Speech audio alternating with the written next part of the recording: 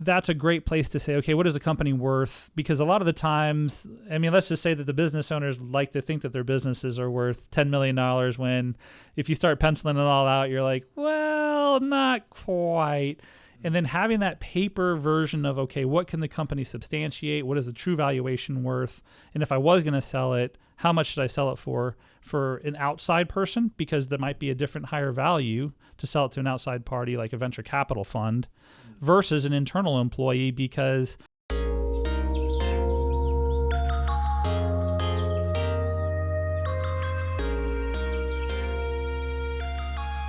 thanks, Anthony Lewis. You are the senior manager at Kirsch CPA Group, which is a comprehensive tax planning and preparation firm, tax services firm out of Hamilton, Ohio. So glad to have you here on the Money Alchemist podcast. I'm your host, Ben Jones with National Wealth Management Group. And I'm Brent Gargano with Infinite Wealth Planning. So this is part of a series where we're talking about small business owners and the different things they can do to optimize their business, whether it be growth, finding good and today's topic is finding good labor and retaining talent. How to reduce costs or optimize costs, increase revenues. So there's, we've got a lot here to unpack, and we're very glad to have your expertise here because this is definitely not something that Brent and I are knowledgeable enough to be dangerous, but we would not go so far as to call us an expert. So we're looking forward to picking your brain on these things because as business owners, they impact us as well as a variety of clients that we all serve. With that, without further ado, I do want you to formally introduce yourself, maybe talk a little bit about your background, where you come from, and what brought you to Kirsch, and maybe explain Kirsch a little bit and what you guys do and the type of work that you do for clients. Yeah, I appreciate you having me. So I've been in public accounting for over 20 years, and I have had the luxury of working with many different business clients. So I've worked with manufacturers, construction, logistics companies, service entities. So I've been able to see a lot of different businesses, and I was blessed enough to move to Ohio about 2.5 years ago, and I ran into this great group of Kirsch CPA Group who really sold it as we're different. And I hear that all the time, like, yeah, we're different, but what does that really mean? And it's a holistic approach to servicing clients and being part of their team and really being that advisor. And that's totally different because a lot of accountants these days tend to just focus on compliance. And what I do is I really want to meet with my clients on a regular basis and have strategic meetings, set up goals, and really help them get to the next level of whatever that goal may be. Maybe it's to position themselves to sell. Maybe it's to, have succession planning to get out of the business at some point in the future. Maybe it's just to grow the revenues. Whatever their goals are, we are very heavily involved in the team and bringing up professionals such as yourselves and working with lawyers and other consultants to really service the client holistically and work together as a team on an ongoing basis, not just once a year, and be way more proactive. Really try to look into the future and see where their goals are and make sure they're headed that way and help get them there with the right team. Yeah, it definitely goes far and above your traditional vision of what an accountant is. You just think it's like one person, maybe with an assistant with just a pile of papers in an office, and all they do is they help you one time a year, from January to April, and that's it. And you don't think, well, maybe my accountant can help me, grow my revenues, or maybe my accountant can help me, find and retain good talent. So Kirsch, and you specifically with Kirsch, your role is to work with business owners to cover all aspects of their, not only their accounting needs, but basically just they're almost like you're an outsourced CFO in a way. So very, very interesting. And I'm excited to dive into the topic of labor today, because that's definitely something that's always in the news. And most of it is recently has been just difficulty in finding good people and holding on to them. So, Brent, you had a really good question to open up with here, and that was, as business owners, what don't we know about attracting and retaining employees? Oh boy, there's so many topics here that we can get into, but I think that one of the biggest things about attracting and retaining employees is holistic. So, for instance, benefit packages and other things other than salary, because most of the time when you're hiring anybody, they tend to focus just on top line. How much am I going to get paid? But there's so many other aspects to retaining and attracting people that can be benefits such as health insurance, 401k, profit sharing plans. There's just a holistic approach of things that attract people, but more importantly, retain them, because turnover is such a costly part of the business right now that if you're not really looking at all these different aspects, you're going to be kind of missing out on the best ways to promote your business and really attract the right kind of talent by having these set up, especially in a competitive market where unemployment is very low right now. And as people have mentioned, it's hard to find good people. Well, I'd like to chime in here. So, maybe take a step back. So let me talk just a little bit for like what I've generally seen with my client base and the life of maybe a CPA relationship. So, just to paint the picture, what will often happen is you'll have somebody that gets introduced to a CPA, which I think maybe the average person lumps that as one thing. Realistically, even within the term CPA, there's a lot to that, a lot of different angles that you can take. But somebody starts a business, they've got a CPA they've been working with, they grow their business, and eventually. And I think what you were highlighting before is that what Kirsch looks to do is to really partner with businesses that are at this point where they are more established and help with a consulting, maybe on a different level.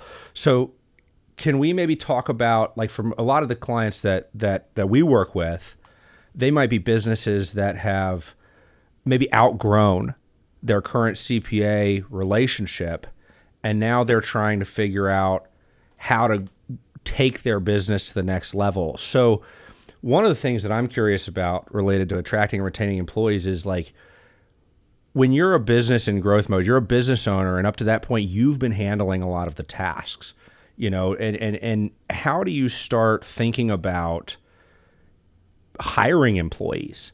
What are the first steps to starting down that pathway?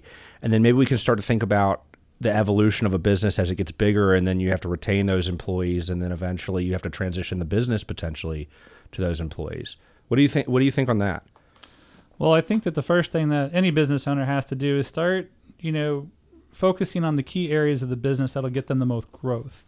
So whatever they're spending their time on really needs to be focused on their strengths, such as sales. A lot of times, business owners are really great at getting sales and stuff, but they have to wear so many hats in the beginning. And as they progress down that path, they start to get into HR, payroll, hiring, firing, and their skills are very well rounded. But as they develop, they want to go and get team members to help them do the functions that are not the most valuable for their time.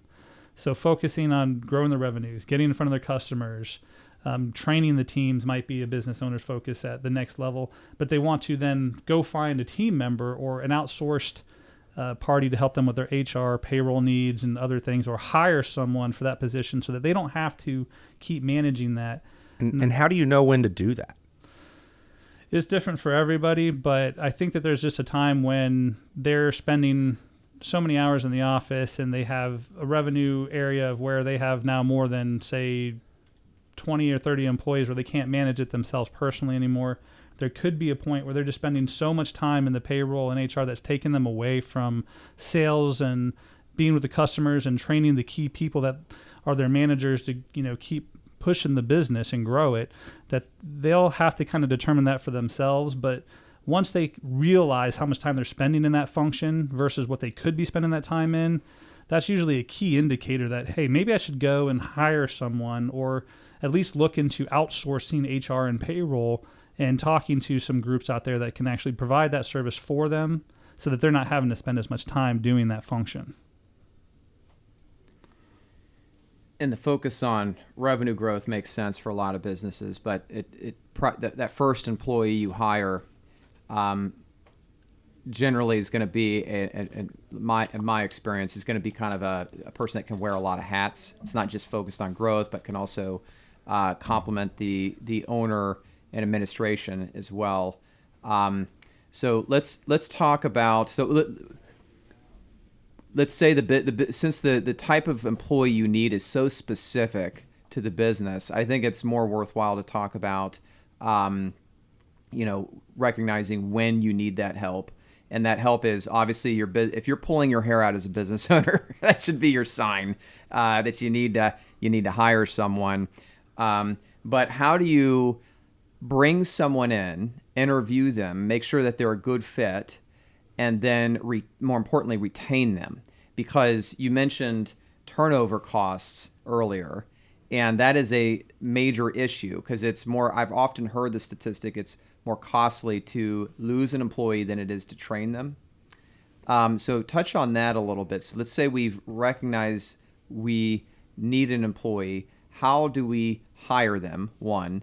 And two, how do we make sure that hiring process and the compensation, the benefits packages we offer them are enough to retain them long term? Well, as far as like the hiring aspect of it, you should really have some formal training or have someone that has experience doing that. I personally do not, necessarily hire and do interviewing myself because I'm very good at consulting. I'm very good at my CPA roles, but we have a great team of HR members and consultants that we, have us help marketing to attract employees. But knowing what your target employee looks like and knowing how to sell your business to attract the right kinds of employees and the right culture is not by accident. It takes time and effort and consulting and help. It's not just going to happen automatically, especially for business owners who are not necessarily that deep into HR and payroll and compliance. I can't speak to it much more than that, but the things that will help attract employees and long-term stay once you do attract that person is a multitude of things. Culture is a big one these days, that we have to make sure that we're setting up our company to have a good culture with a team where they feel like there's advancement opportunities, that they're appreciated, that the company is transparent with communication. Having multiple benefits is now becoming a differentiator. So if you're going to get $100,000 at 3 different locations, because in the competitive market that we're in for talent, especially in certain industry groups, it's not going to be the salary that completely sells it. Of course, it's an important aspect of it, but having additional benefits and offerings of 401k or health needs or long-term disability, short-term disability, life insurance, all these components start to build a resume of a good workplace and really selling your culture and being intentional when you do find these recruits about talking about these aspects and educating them on what benefits really mean to the people you're trying to attract, because they're going to go out and interview with someone else. But if you do a good job of selling your company's value from a cultural standpoint, from an advancement standpoint, and the benefits package that you're offering, and you educate them in the interview a little bit to say, if you do go talk to other companies, you really need to gain understanding of what benefits they're offering, because the holistic compensation package is something that a lot of employees who are interviewing for these jobs don't really understand. And when you're going for higher level people or people with experience in certain groups, I think this becomes a differentiator as part of attracting them. And then once you do it, you have to live up to it and actually implement these systems and live up to your promises that you give. Sorry, go ahead. Well, let me ask, so that all said, if the easiest thing for a potential or current employee to understand is the gross number that you put on paper, that's their salary, and these benefits essentially come along with a perceived discount because they don't understand them as much, as a business owner, why wouldn't I just pay them more? That's a loaded question for sure, because if you offer a benefits package, you kind of have to offer it to everyone, and it's a way for you to retain the people that you have. It's a way for you to try to show value. But if the only thing that somebody's going to be interested in is a top line, it's really hard to show the value because some people are not as knowledgeable. So you do have to kind of go out of your way to explain it in a way that they can understand and how it could potentially affect their take-home pay. And I mean, I'm going to be honest, a lot of people are just going to look at the top line number, and that's just a problem that we have in the workplace. I don't know how to solve it necessarily unless you can really just educate them on what it means if you don't have a good health insurance plan, because by the time you take home that paycheck, even if it's a higher number initial salary, if you're having to pay 50% of your benefit versus someone covering 100% of your medical, that's a huge take-home difference that you're actually going to come home with more money on a lower salary if the benefits package is more complete. Yeah, so I have a good example of this. So when I used to work at Fidelity, they had a system that you could log into. It was very clear. It was right in your payroll system, and it showed you your benefits equivalent pay. You could log in, and it says, here's what you actually made, and here's what you would have made if it wasn't for the benefits packages that we pay for you. And it was a big difference. I mean, I remember looking at people, we would talk about it. We were like, can you believe how much it would cost, to have our health insurance? And so, but it was right in your face. And I wouldn't have, I think the number, it was like an extra $30,000 or something a year on top of the pay. It wasn't a small number. I think it's somewhere between like 20, 30% in that range of like total benefits when you are looking at an employee's cost. So like, let's just say somebody makes $100,000 a year. Typically, you're going to add another $25,000, in benefits to their compensation. In a lot of companies with good benefit packages. Is that a pretty good rule of thumb generally, is to expect to gross up somebody's pay by about 25%? Yeah, somewhere in the neighborhood of 20 to 30%, depending on your comprehensive benefits. But when a business owner is looking at, hiring somebody and they're saying, oh, no, it's just a $100,000 employee. Well, yeah, but it's, between payroll taxes, 401k match, health insurance benefits, you're really looking at more like that $125,000 range. And they have to factor that in as they go looking for people and figuring out how many people they can afford to hire. So they're not just thinking the base salary only. They got to think about the expansion of the benefits and other training costs and other things as they look to figure out how many employees they want to add to the team. Do you happen to have you may not have this, so maybe, but do you happen to know what percentage of typically a company's expenses are related to payroll? It depends on your industry group. It varies. So very heavy service-based companies like professional services, usually it's about a third. Wow. So that 25% is not a small number when you're talking about a third of your gross. And correct? It could be all the way up to half, depending on how heavy of a service industry you are. I want to elaborate on health insurance a little bit, because I think that is probably the hot button issue for a lot of employees out there. And I know firsthand of a lot of people that will not accept a job offer unless there's health insurance that comes along with it. And that is easily one of the most intimidating things as a business owner to tackle, because the larger the business, the better the volume discount is for health insurance. So let's talk a little bit about group health insurance, and what percentage of that 20 to 30% of the benefits package that you're, so again, we're talking the benefits package can be 20 to 30% of the salary or the pay. And then what percentage of that is health insurance? And furthermore, at what point does it make sense for an employer to cost effectively get a group health plan? For example, is that 5 employees? Is that 10 employees? Is that 50? At what point does it become cost effective versus just paying a subsidy for someone's healthcare.gov policy? So, because that's a strategy I've seen other people use. It's just buying, here's $500 a month to go buy your own individual plan. Good luck. And that doesn't seem like a great option, honestly. So what do you think about that? Well, if it's a good health insurance plan, it's a large portion of that 25% for sure. Yeah. And it really depends on, the kind of plans you have. I've seen self-insured plans. I've seen PPO plans, full coverages. I've seen high deductible plans. I am not a health insurance expert, so we partner with a lot of brokers who will do some consulting with you. And we've worked with these companies in the past where they'll come in and analyze your business. And whether you have 5 employees, 50 employees, 500 employees, there's really a specific set of insurance that gets the best coverage for your buck at each different level.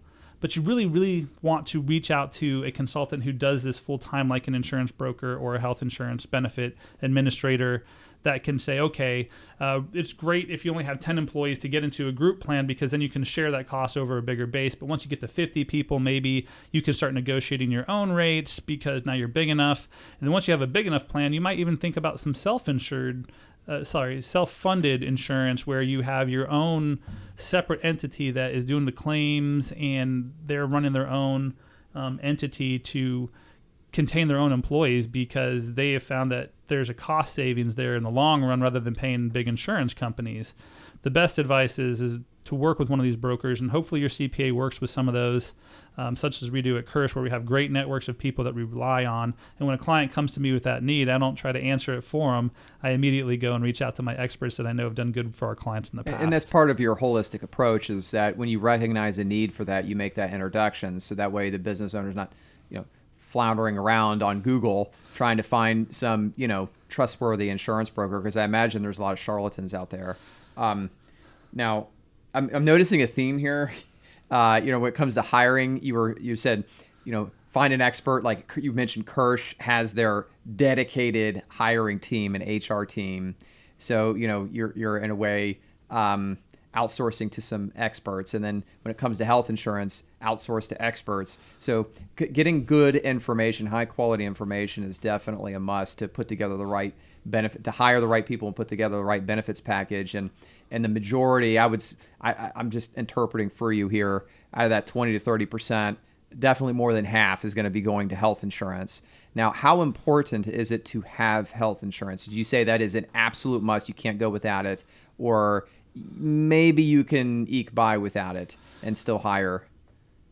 I think that it's a must. Here's why. When I have healthy employees, I'm going to get more productivity out of them. Mm-hmm. And when they have peace of mind that their children are safe and they're going to be covered if something happens with them, that's a huge retaining bonus, because I don't have to stress out about it. If I have a cut rate and plan, or I don't have the right hospitals in network, I don't want to have to think about it in a time of crisis or need. I myself have gone through that, and I've luckily always had good insurance, but I didn't always realize the true value of that until I had a sick child, and I really had to spend a lot of time in the hospital systems and working with the insurance companies and paying medical bills. Having a not good service provider or not great insurance, once those moments happen, it is clutch to know that you have a good support system and a good policy. Yeah. Last question, and then we can move on to the other benefits, because there's a lot more than just health insurance. I just think it happens to be the biggest line item, so it's the elephant in the room that we should address. But what percentage? Because not when I've worked for companies that provide, as an employee, provided health insurance for me, I would still have to pay part of the premium. So what percentage is normal for the employer to cover, to subsidize, and what versus the portion that passes on to the employee? Do you have a stat in mind for that? It really varies. I've actually worked with companies that if you're single, they'll pay one percentage. If you have a family, they'll pay another percentage. And it really varies by industry, where I've seen a lot of them cover 50% of a family plan and 100% of a single, or a married couple's plan. But this all still goes back to, what's your structure of your company? How big are you? What are you financially able to take on, and for what rates? Because it all comes down to the cost benefit of the dollar. I don't have a specific ratio that works for every company, but typically I do see, at least most of the businesses covering half of the costs in a good plan. And then you can actually, adjust it as you need, and time goes on. And as you grow, you might add more to it. And I'd still work with somebody who's kind of in that know, and make sure that you're getting the most value out of your dollar for whatever the plan is you have in place. Now, out of curiosity, and I wonder, back to your Fidelity example, Brent, I wonder if Fidelity gave you your full pay and they said, we're not going to subsidize health insurance, but here it is if you want to buy it. I wonder what the uptake and the health insurance would be if they gave you the option to essentially take the higher pay or buy the health insurance. That'd be interesting. I'm not looking. That's a question that doesn't rhetorical question. There we go. Yeah, I think there's some a philosophical debate on the merits of giving employees more control. Used to be companies had pensions that gave the employees the least amount of control, but it maybe gave them the most amount of consistency and financial security. The 401k came in as a cop-out for companies to be able to push that risk to the employee.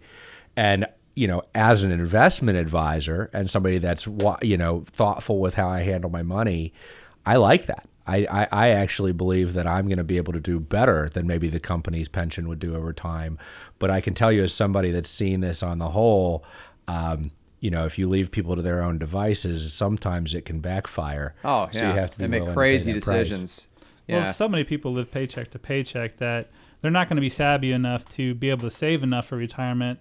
And a lot of people, the base, common manufacturer worker isn't going to be savvy enough to know that I need $3 million to retire on, or whatever that number is. How much do I have to save now to get to that end goal? And that's why I see a lot of companies will bring in like a 401k service provider and come talk to their employees and say, hey, I will sit down and go over an individual plan with you guys to explain how important this is and how much you need to save to get to a number. And now they have all these website tools and things to help educate some of the not as informed folks on how to take control of those 401ks. Yeah, well, isn't that a perfect transition to the next topic, which is retirement plans. There's a whole variety of them out there. What's the most common type that you see? I typically see a lot of 401k plans where they have some sort of a safe harbor match of like 3% because it's pretty easy to implement. There are some compliance things that you have to be careful of, and you should be working with a professional that is in the space of, servicing those 401k plans just to make sure you don't get yourself in any compliance issues, and roll this out universally at your company because you have to treat it the same across all your employee base. But that's probably the most common one I see, especially with the 3% safe harbor, because it's the simplest. So you don't have these complex matching schemes. You just match 3% of their qualified compensation. The business gets a deduction for it that they can, take out of their business income. And it's a good benefits plan to maybe help motivate their employees to, save a little bit. And I've seen them where you have to match at least a certain percentage of their pay that they contribute. So that way, like we might say, hey, up to 3% of your pay, we'll match 3%. Those are common as well. And it helps them, get more employees onto the plan and actually start saving some kind of forcefully in those kind of a plan to then also get a match that'll also benefit them. Can an employer choose different matching options? So what are they required to match, if any at all, and what's the maximum that they can match, and then what kind of flexibility do they have in between those two numbers? Well, they have different options. You don't have to match anything. As long as your plan documentation and whatever you're implementing with your 401k team says there are different options you can have and different plans you can implement. You can also then match the safe harbor, which is the 3%, which is a simple one.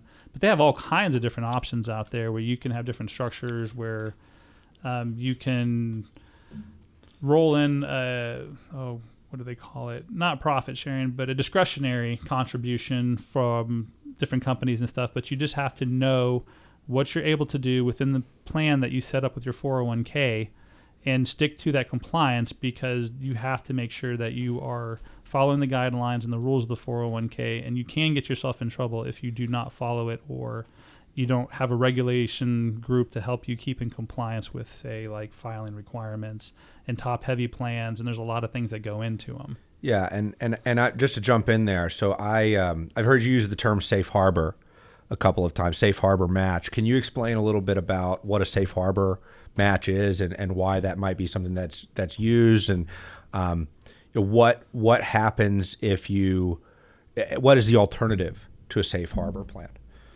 Yeah, so I kind of used to audit these employee benefit plans, and I had to do the Department of Labor quite a bit back in my career. And a safe harbor plan is basically a plan where everybody just can get 3% of their qualifying wages as an entire bucket of employees. So everybody just will get it. if they meet the requirements. There might be vesting periods. There might be you have to be working for so long before you qualify to get this match. A lot of companies will say 1 year of service or whatever, but you have flexibility on when you set this up with your 401k provider. You set those terms. Like there could be a 5-year vesting period where you get 20% per year vested until you've gotten through 5 years, and then you're 100% vested into your plan and all your matches. And you have flexibility on the type of matchings that you want to set up. I've seen some where the employer won't match unless the employee contributes so much of their pay towards the plan, and then they'll match up to half of that, up to like 6% or something. So you have some flexibility in what you set up there, and then you can do discretionary contributions to 401k plans based on your plan documents as well. But you have to make sure that's all built into your plan before you roll any of these out, and you're working with somebody who knows the compliance side of all this. So is it a fair description to say that the safe harbor requirements are like minimum 401k requirements so that you can avoid additional complexity and compliance testing that's associated with having a plan that doesn't meet those safe harbor guidelines? Is that right? Yeah, it's definitely easier to calculate and track. I have audited some where they have like a lot of commissions and they have a lot of reimbursement plans, so they scope out different wage sections, and then they have these complex matching structures where, they can't give based on bonuses a match. Those are all very complex, and you have to track all that, and then you have to know all your segments of your wages, and it can be burdensome if you have a team, internally that's doing all your payroll and trying to track all this stuff and stay in compliance themselves. That's why I often try to refer in experts that are a full service 401k team that is outside your company, because they know all the rules. This is all they do. They do these, plans, and they structure them to your company needs. So based on the amount of money that you can contribute, based on the size of your employee base, depending on, if it's mostly family members that you work with, to make sure they maximize the amount that they can contribute in the plan and not be in violation of these compliance rules. Those consultants are invaluable to setting them up, because if you set up the wrong 401k plan and you don't track it properly, you can find yourself in, a compliance kind of mess. But if you have a company and you're looking to establish, your first 401k plan, you're a small business, you don't want to take on a lot of administrative complexity above and beyond what's absolutely necessary. It sounds like a safe harbor 401k plan is a much, somewhat of a templated approach to manage, a lot of the additional complexity that might be worthwhile, at the point, like you said earlier, as your company scales and you have the budget to have departments to handle these things and so on. It's the easy button plan. Yeah. Yeah, but it's not the one size fits all solution. No. Yeah. Well, so 401k plan is one type of benefit, but I've heard of all sorts of others. I've heard SEP IRAs, simple IRAs, 403bs, profit sharing. So, we don't have to go into detail on a lot of those, but what, as a business owner, probably what they want to get to is like bottom line. What should I be contributing to my employees to retain them? So even though that you've mentioned that you don't have to provide a match, I would imagine that it's probably not the best route to go if you're trying to retain good talent. So what amount should a business owner target in their mind, say, okay, well, this percentage of my employees' compensation I should dedicate towards a retirement plan. So we're back to that 20 to 30%. Let's say half of that's health insurance, or maybe probably 2/3, I would imagine. What percentage of that should be allocated towards the retirement plan, in whatever form that takes? It's my favorite answer. It depends. A lot of companies really don't even see a lot of value because their employee base might not understand retirement. They might not see the value in that, and they'd rather just get paid more. So this is, again, one of those things that is very subjective to the business you're in, to who you're working with, to your employee base. It's usually, I do like to see a 3% match, and I do want to contribute a portion of my benefits package towards that of, if I was going to just guess a number, I'd probably say like 10% to add the base and give them the tools and have something in place where they can get educated, because now I'm providing value to their lives by saying, hey, you should really think about saving. You don't have to participate, but absolutely, rolling it out is a huge benefit. And so if I can share a story, so I work with a small construction company, and the employees do not get any sort of retirement plan. They deal with a lot of turnover. The business owner's rationale is, well, they wouldn't value it anyway. Now, I tend to not. I'm not sympathetic to that view. I think, well, at minimum, you should offer some form of incentive, some form of retirement plan. I think it would help. On the opposite side of the spectrum, I have a family member that worked for a large construction company. It's privately owned, but they run what's called an ESOP plan, and it is they get it. It doesn't matter if you're a journeyman or if you're a foreman or if you're in the C-suite. You're in the ESOP. And I'm working with so this family member referred someone that's retiring to me. I mean, this guy's, he's been swinging hammers his whole life.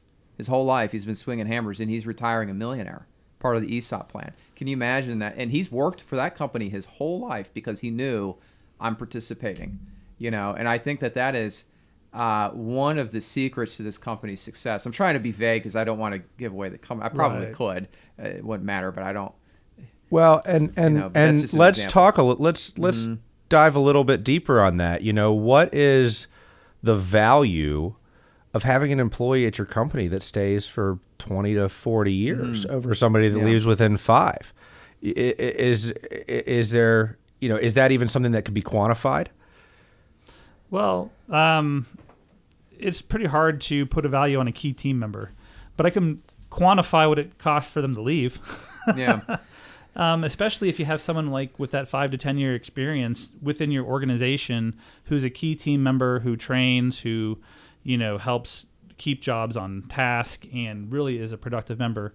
If you lose one of them, I mean, you're probably talking between 2 and 3 times their salary to replace and train somebody. And that's very, very costly. And not only that, but then trying to find a replacement for them is very difficult in the labor market that we're in today. So it might take you months to go find another person with that same qualification. And then you're down that time period where the business owner's having to step in to do that job. And what does that cost a company? I mean, their time is very valuable. And if they don't have a person in that position anymore, somebody's got to step in. And usually there's not a lot of other qualified people within the organization to just do that other than the business owner or another high-level manager. And then they might burn out because now, you're down a person for 6 months and they're working double. And that becomes very costly. So being able to retain somebody is very important. And more importantly, it really helps the business owner be able to focus on what they need to be focused on and use their best level of knowledge and expertise to keep growing the company. Well, and let's take this one step further. What happens? What happens if that key employee that you didn't manage to retain? How often do you see those key employees start competitors? Oh, all the time.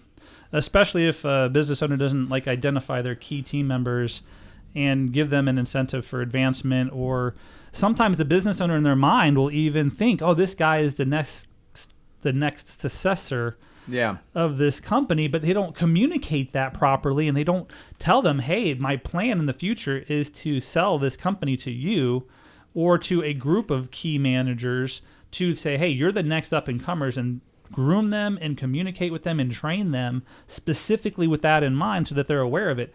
A lot of business owners just think in their mind, oh, they know. They know how important they are. But if you're not telling them, I guarantee you that they're thinking in the back of the mind, man, maybe I should start looking somewhere else. Maybe I should go start my own because I'm making this guy all this money and I'm not really getting the rewards that I deserve for it because the business owner simply isn't communicating that promise or that advancement career, or maybe they aren't thinking about it and they are breeding their own competition and they have to be very careful of that. Yeah, let's zero in on that because it's an interesting topic. So business owners, this is their baby, this is what their life's work, their passion. So to share in on that is no small thing. So how do you give how do you let a key employee in on that? Like what are the ways that a business owner would incentivize a key employee to stay? Yeah, there's a lot of different options out there. You can start doling out some ownership. That's the easiest way, is start offering them a buy-in or a plan to start gaining equity within the company, if that's an option.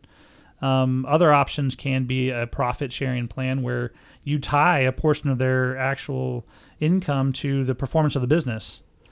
This might work better where you have a departmentalized company. For example, if there's multiple divisions and this person is leading a division, you can actually compensate them for that division's performance and then eventually move them up to like creating a separate company where you can move that division into and they can have ownership in that company. You can do a stock options if you have certain types of entities. You can also, just flat out compensate them until they're willing.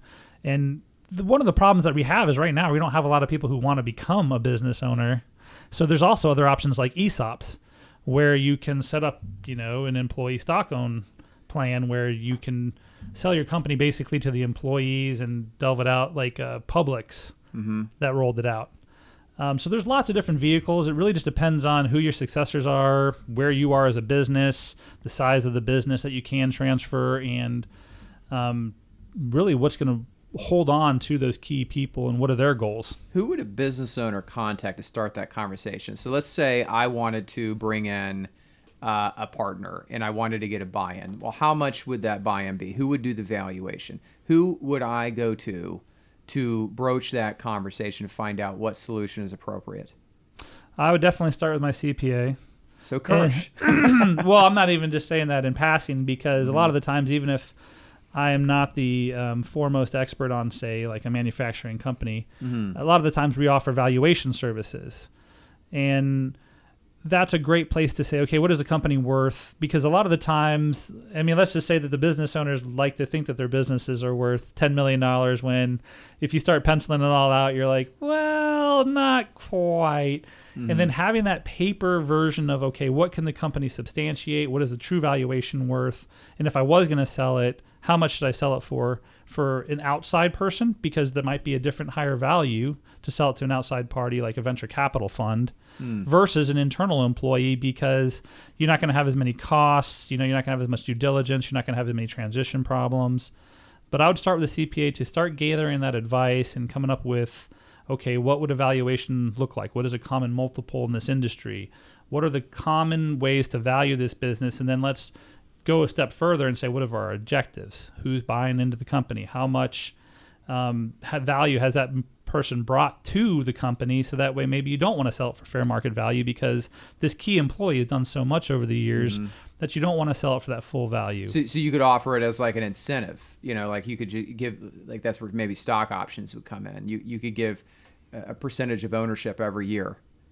Yeah. Yeah, and I've even seen that with family members where, they want their son to get into the business, so they gift a portion of the of the stock to them over time, get them in the business, build them up, or identify and train them to the specific functions that they're going to need to run the business when they're gone. That's a great idea. Now, I've got a follow-up question to that, which is ties into what Brent was saying earlier, how a lot of people who don't properly reward their key employees lose them and they become competitors. Well, what happens when you make that step, that leap of faith, and you reward your business, your key employee with ownership, and they decide to cut bait? What happens then? So let's say I've given 5, 10, 15% ownership to this employee, and now they're gone, and it's a case of sour grapes where it's not a good situation. So what do you do then? Because I would imagine that's the main thing holding business owners back from sharing the ownership. It's like, okay, well, what if this marriage dissolves? Yeah, absolutely. And the best thing that you can do is work with a lawyer. And I know I feel like I'm passing the buck a lot here, but I am not, into the legalization of like buy-sell agreements and how you're going to transfer your stocks. But if you have a good attorney, while you're going through this process, they're going to be thinking about the end in mind, making sure that, heaven forbid, what if somebody dies, right? Like they got to have way to get that stock back that won't cripple the company with cash flow. So key man life insurance policies and stuff like that are great ways to bring in a partner and make sure that the key person who's there running the firm, like let's just say I'm going to buy, a company that I want to eventually take over. And the main driver of that business is the founder, the main person who did that business. If anything happened to him without him transferring that information, the company would not be able to pay, his estate the true value of that company, and it wouldn't succeed as well. Mm-hmm. So making sure that you have key man policies to save that key person from having an issue where if they do pass away, they have enough time and money to keep running the company, to go find a replacement for that CEO, and then have the managers and other key people who are going to take over find that missing piece in time is going to be important. And that all has to be part of your planning discussion up front before you bring in your partners, working with your CPA, your estate planner, and your lawyers to make sure that that's all incorporated to say what happens when this thing dissolves, what happens in a worst case scenario, what vehicles and tools do I need to have in place to protect myself so that if somebody decides to cut bait and leave, I can go and claw back that stock without having to, say, get like a unanimous vote from all the shareholders so they can't block me, right? These are all things that businesses run into every day. Not having those agreements in place, not having a really good lawyer thinking about the end in mind, has led to the detriment of lots of small businesses over time because they're just like, I know this guy. I've worked with him for 20 years. He would never do that. Mm-hmm. And then something changes in that person's life, and then it turns sour. Yeah. Yeah. So in the exit planning process for business owners, there's kind of a 5-step process. Step one, and I think this is interesting because a lot of business owners they're focused on what ends up being step 3, by the way, which is growth. Okay, but step 1 is about establishing. Step 2, interestingly enough, is actually about protecting. How do you take this established business and make sure that you're looking at all these different holes? The one that we're focusing on today is, how do I look at my employees and make sure that there's not a blind spot? It's not until step 3 that you actually talk about grow, right? And where that line starts is interesting. But, to your point, how many businesses got focused on grow and forget about protect along the way? And maybe it works for a handful of years, maybe even a handful of decades. But inevitably, there's something under the surface that's maybe not protected right, and you could be stepping on a landmine. Is that a fair way to think about it? Absolutely. And, your first line of defense a lot of the times is the CPAs because they can kind of issue spot some of this. They kind of understand the operations a little bit. And just knowing when to raise a red flag and say, hey, client, I'm a little concerned. You've grown a lot over the last couple of years. When's the last time you've updated your operating agreement? Mm-hmm. When's the last time you've looked at your employee handbook? When's the last time you've talked to an attorney about, exit strategy? And I have a lot of business owners that are on the 5-year plan for, 30 years. Yeah. I'm going to get out in 5 years. But actually working with, somebody that can help them with succession planning and consulting and really, holding that owner accountable to a plan, to a timeline, to something that they can put goals into and actually meet those goals. That's one of the things that differentiate holistic approach CPAs that work with all these teams and bring everybody to the table and sees these red flags and gets them the consulting help to work with somebody to get there. Having that organizational structure sets the corporate culture, and that cascades down to the employees. And believe me, when there's chaos up top, there's chaos at the bottom. Now, I would imagine that's one of the main reasons employees leave. I don't know if you can attest to that, but just having a toxic culture, a lot of turnover. So what are some of the main reasons employees leave outside of what we just talked about? Yeah, culture is huge. These days, flexibility is a big one. Mm-hmm. Whether it's you can work from home, you can go to 4-day work weeks. You can have options of full-time work versus maybe you have a bunch of people who are part-time workers, but they have some mix of benefits. These flexibility things are a great way to attract and retain people and give them, work-life balance. There's also communication. that's probably one of the biggest things that I see as an issue in companies. They might have great intentions, but if they don't communicate to their teams where the company's headed, how their work and how what they do fits into the scope of what the business goals are, they just kind of assume that their employees know what their vision is and what the corporation, how they value each person. But you have to be explicit with it, and you have to be intentional with your communication and remind them on a regular basis that they are important and what they do is important and there's ways to advance. I think that's probably the biggest turnover right there, is not that communication and not having a defined plan of how everybody fits in and where the company is going. And that kind of ties right into your culture and how people feel about their positions. Isn't there something to be said in this, that what people really want is hope? Yeah. I mean, they want to be able to feel hopeful about their future, and people really don't like the idea of looking out into the nebulous future and not feeling like there's any hope. And I think a lot of what you just said seems to reflect that. Yeah, and that's reflected also in having a retirement plan, having health insurance, advancement opportunities.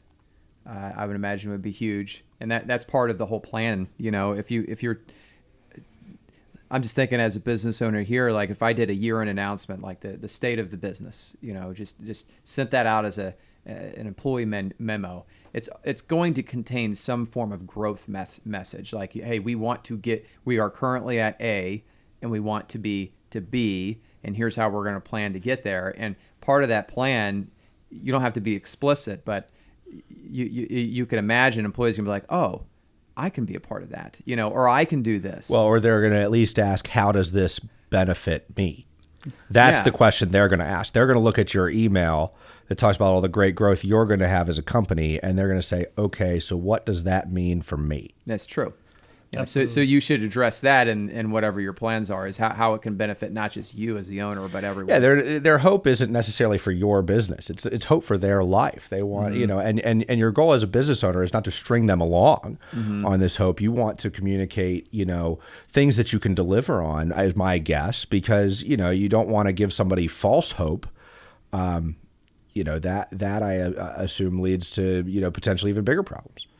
Yeah, absolutely. And those aren't the only reasons why people leave. I mean, there's lots of other things out there. Like if you work with a lot of difficult clients, if you're overworking your team, if you have a bad manager. I've heard it said that, people don't leave their job, they leave their manager or their boss. Feedback is also huge, right, for employees.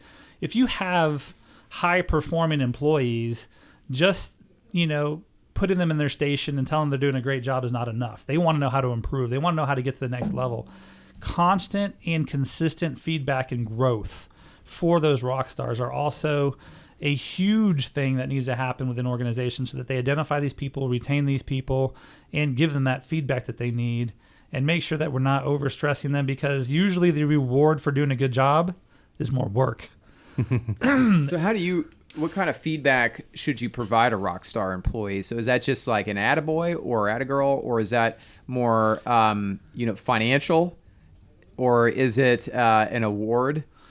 What is that? What does that feedback look like? Yes and yes and yes. But more importantly, they really want to know, what can they improve upon? Where can I take my skills to get to the next level?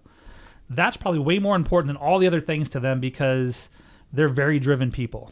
But yes, you want to monetize that to some degree and compensate them. And yes, you do want to point out when they do a good job. But really what they crave is what's next, because they want a challenge. They want to be challenged. They don't want to get bored in what they're doing. And if you don't identify that, they could leave simply from the fact that they're not being challenged enough and they're not getting those opportunities to grow. And those are probably the people that you ideally want as decision makers at the top of the business long term, is those people that are craving, that challenge, as opposed to somebody that would much rather have comfort and less challenge. Yeah. And I think the grand scheme of things, most business owners want to identify and find these people early on and groom them to be potential successors, because I think at the end of the day, most business owners don't always have the best defined plan of what succession looks like. But the earlier you can identify and groom these people, and people are going to leave, people are going to have changes of career. You can't avoid that. But the more people you can identify, the more people you can mentor, the more people you can grow into that and who are interested in potential in the long term, the better success plan you're going to have eventually turn that over. And they're going to help you grow your business in ways that you might not have thought of, because if you have diversity in thought, you can have more ideas come to the table in a trusted group of advisors within your own organization who are able and willing to provide new ideas and new thoughts that are coming out in the industries and in technology that maybe the old business owners are not really focused on at that time. Yeah, just to drive that point about diversity in thought, I have heard, maybe you could confirm this, that from a valuation perspective, you actually, as a business, can typically get a higher multiple if you have multiple owners versus one owner because of that. Is that right? Well, it depends on your one owner, right? I mean, there's some business owners out there that might do extremely well on their own, but typically that one business owner is supported by some group. I don't know a ton of business owners that don't seek advice. Well, but if I'm buying your company and you're the guy why would I pay more for that? I know you're leaving, right? That's true. Maybe more it's like automation and process. Whatever I can, push down and grow through processes and, training others to do what I do and having a large group of people behind me that can do my function is important to the selling and replacing of a business owner or a strategic move in the long term. But these are all things that you have to consider as you're developing your business on what legacy you want to leave, how you want to structure it, and what your end sale game is, because that's going to determine the structure you take to get there. Multiple partners sometimes can be a great thing. Sometimes having too many cooks in the kitchen is a bad thing too. So it really depends on the service industry you're in, and it really depends on how nimble your company has to be too. So if I'm hearing you correctly, it's really more about how your business is systematized, and maybe a part of that has to do with multiple owners because it's a little less owner dependent, but not always the case. Correct, yeah. Because sometimes you really just need that one person to make the decision, and maybe they're a smaller company and they don't want to grow to 50 employees. Maybe they want to keep it a small 20-person business that's very substantial, and they could just package it up and sell it off to some big corporation later on who can absorb it. Yeah. And then other people's goals might be to grow to that $100 million mark and then exit the business. It really depends on what the business owner's plan is and what they really want to accomplish, and more importantly, it's understanding what their goals are and listening to their pain points and listening to what their goals are and then helping them achieve that. There's many different roads to take, and there's many different opportunities to take to exit a business, but having the team that knows your goals, knows your business, really understands what you're trying to accomplish, and working with good advisors is really going to be the key that differentiates your services and grows your business as well as theirs. Well, come full circle here, because we've covered a lot of topics. Something that fascinates me, and this is more applicable to the soldiers, not to the key employees, which is kind of what we've been discussing up to this point, is the process of discovery when it comes to appropriate compensation for the soldier workers. The rank and file, so to speak. So, is there a resource that business owners can use? Like you've heard of Glassdoor and other, I've never used these websites. I'm just familiar with them.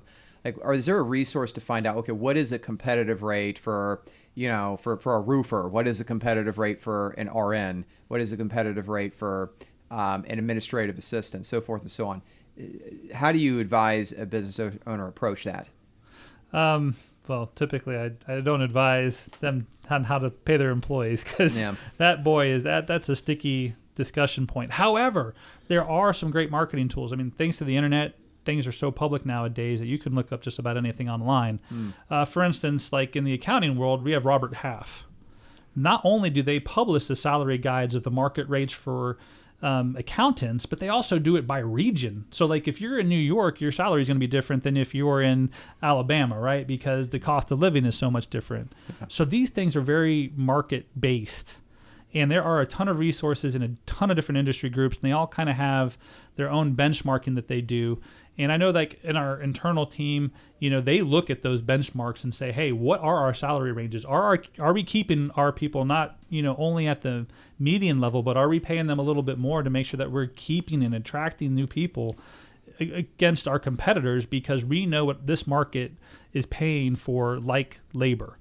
And keeping on top of that is very important, because if you are not paying attention to what your labor market is doing, I guarantee that your employees are, and they're talking to their buddies and they're talking to other people, and they're going to go out and say, well, if I can make $10 more an hour over here because my boss isn't in tune with this, they will go out and start having those interviews. So is it Robert Half driving the accountant's salaries, or is it the market driving the data that Robert Half is It's producing? Absolutely the market. It's Yeah. the supply demand. I think about that sometimes with these resources, like Zillow, for example. I know that's completely off on a tangent, but is it Zillow driving the prices on the houses, or is it the market driving the prices on Zillow? What's your thought on that, Brent? Curious, you look like you have a thought on it. Well, they didn't succeed in the business model of trying to buy houses and resell them. That's true. They lasted all about, I don't even know how long that lasted. It wasn't very long. I'm sorry I got us off on that tangent, but it's a topic that fascinates me, because how do you determine the worth of someone? It's such a difficult thing, and it's such an awkward conversation to have. Oh yeah, But it's critical, because it's not the whole reason people are there. I think people just generally need to have meaning in their lives, and there's a lot of meaning to be found in work, regardless of what it is. Whether you're sweeping floors as a janitor, or you're in the top tier, like you're an astronaut with NASA. You're going to find meaning in work, and so people would, I think, generally, if we lived in Star Trek world, they would work for free, but we don't live in that reality. So there has to be a consideration, monetary consideration involved as well. So anyway, just to recap on your advice, there is you do not give advice on salaries. You should just be familiar with the market and just offer a competitive rate, and then on top of that, offer at minimum health insurance and a retirement plan with a modest match, like a safe harbor retirement plan. And then for key employees, we also discussed adding things like ownership, maybe an ESOP. I've also heard the term phantom equity. What is that? Well, phantom equity is kind of a way where you don't have to give away like ownership shares of a stock, but you can give away a profits interest in your business. So, for instance, if I have an LLC or something where I've got flexibility on how I distribute my income and my distributions, I can give them, you could do it within other types of corporations as well, but you can give them a profits interest without giving them an ownership vote. Or you can use a second class of equity, sometimes like a preferred or something where you don't get voting rights in like a C corporation, but you can give them some sort of a return and way to buy into the company and actually get part of the profits as a guaranteed return in different structures. Is there a tax incentive to do that versus profit sharing? It seems kind of similar to me. It's pretty similar. You're going to get benefit mostly from the retention and for the opportunity for your key employees to be there. You're going to get some sort of, a tax incentive in the fact that you're not picking up all the profits as yourself anymore, but you're also taking on that risk of that employee, leaving or changing their desires. But I think that they're pretty comparable when it comes to, the tax benefits of having phantom stock versus a normal just ownership interest.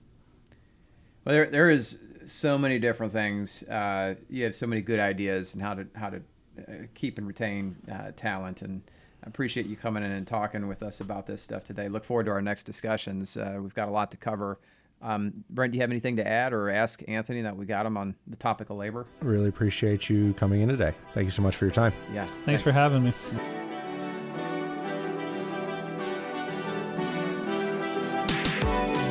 Securities offered through LPL Financial, member FINRA, SIPC. Advisory services offered through National Wealth Management Group, LLC, a registered investment advisor and separate entity from LPL Financial LLC. The opinions voiced in this material are for general information only and are not intended to provide specific advice or recommendations for any individual. All performance referenced is historical and is no guarantee of future results. Economic forecasts set forth may not develop as predicted, and there can be no guarantee that strategies promoted will be successful. This information is not intended as authoritative guidance or tax or legal advice. You should consult with your attorney or tax advisor for guidance for your specific situation. Anthony Lewis is not affiliated with LPL Financial. Brent Gargano is not affiliated with LPL Financial. The content shared in this podcast by Kirsch CPA Group is based on their own experiences, research, and opinions, and it may not be suitable as professional or expert advice. We highly recommend consulting with qualified experts or professionals when making important decisions relating to the topics we discuss. Your individual circumstances and needs may vary, and what works for one person may not necessarily work for another.